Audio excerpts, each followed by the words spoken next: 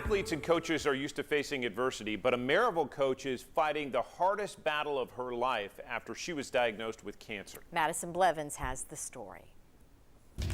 They kind of knew exactly what it was because typically your white blood count is like 10,000 or below. Mine was 180,000. And my wife and I were at dinner and we got a call from her mom and she had been flown to Vanderbilt. On August 1st, 2020, former Maryville girls basketball standout, now Rebels assistant coach Kayla Tillie married her high school sweetheart. Less than 2 months later, on September 23rd, Kayla Tillie's world was flipped upside down as she was airlifted to Vanderbilt Hospital, where she was diagnosed with acute myeloid leukemia, an aggressive cancer of the blood. My first couple days there were the worst days of my life. It's kind of like you never would think it would be you, but there's always, it's for a reason. It was me. So I know God has a plan, and this too shall pass. So. For those who know Kayla, they describe her as a light to everyone, a motivator, a competitor, both on and off the basketball court. Kayla Tillie she's everything. She is what you want. She's what you want your son to marry. She's what you want to work with.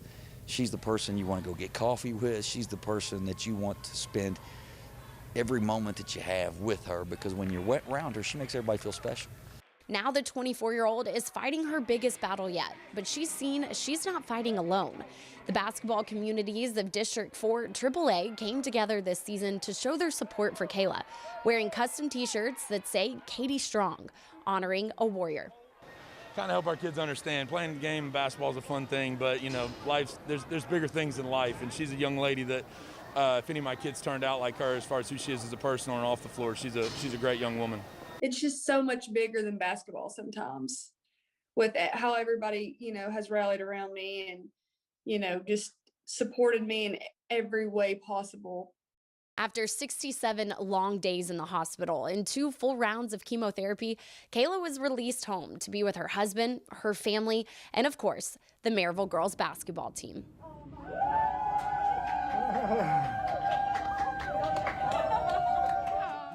And then that initial just saying, okay, you can go home. I mean, it just happy tears everywhere.